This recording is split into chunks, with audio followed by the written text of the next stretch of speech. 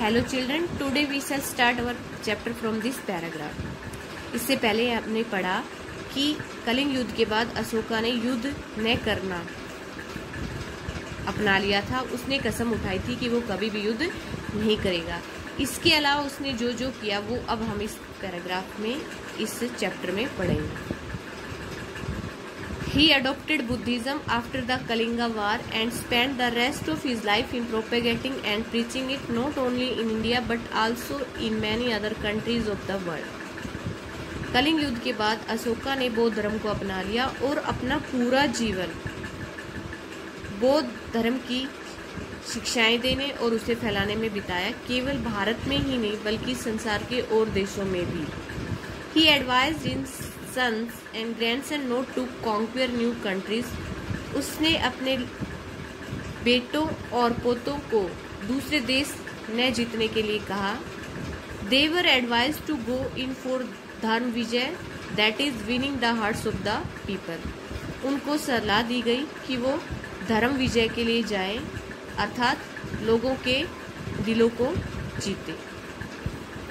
Next, Ashoka got his teachings engraved on rocks and stone pillars in local languages like Kharoshthi, Prakrit, Greek and Aramaic. Ashok ने अपनी शिक्षाएं चट्टानों पर और पत्थर के जो स्तंभ थे उन पर खुदवाई स्थानीय भाषा में, खरोष्ठी, प्राकृत, ग्रीक और इब्रानी भाषा। These teachings are known as his edicts. ये शिक्षाएं उसकी राजाज्ञा के नाम से जाने जाते हैं या आदेश पत्र के नाम से जाने जाते हैं। अशोका's बुद्धिज्म और धम्म, a Prakrit word for the Sanskrit term धर्म which means moral values, is a little different from classical Buddhism. Ashok का जो बौद्ध धर्म है या धम्म है वो जो पारंपरिक बौद्ध धर्म है उससे थोड़ा सा अलग है। प्राकृत शब्द संस्कृत भाषा के जो धर्म है उसके लिए प्राकृत शब्द क्या होता है? धम्म, जिसका अर्थ होता है नैतिक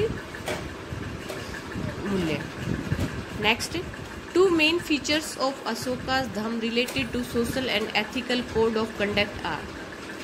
अशोक के धम्म की दो मुख्य विशेषताएं जो सामाजिक और नैतिक व्यवहार से संबंधित है वो हैं यहाँ पर। Number 1, everybody should serve parents, care and love all living creatures and animals, follow and adopt the path of truth, be kind to slaves, servants and workers, respect all elders, Brahmins, teachers, monks, follow non-violence, have tolerance and peace.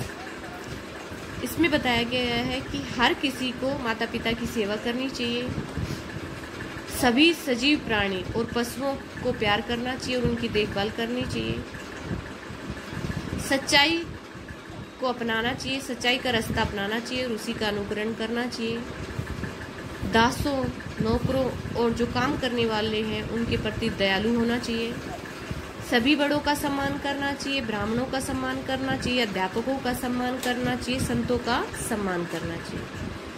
अहिंसा को अपनाना चाहिए और शांति और सहनशीलता रखनी चाहिए। Second, everybody should avoid arrogance and enmity, sacrifice of animals, fighting for religion and land.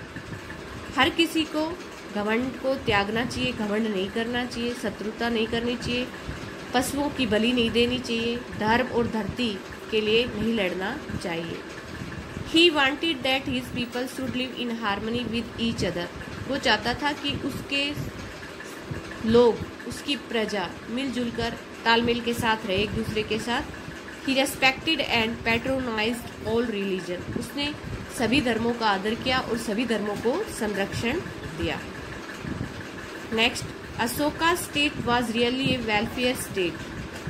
Ashoka का साम्राज्य और जो राज्य था वो वास्तव में कल्याणकारी राज्य। He treated his people as a father would treat his children.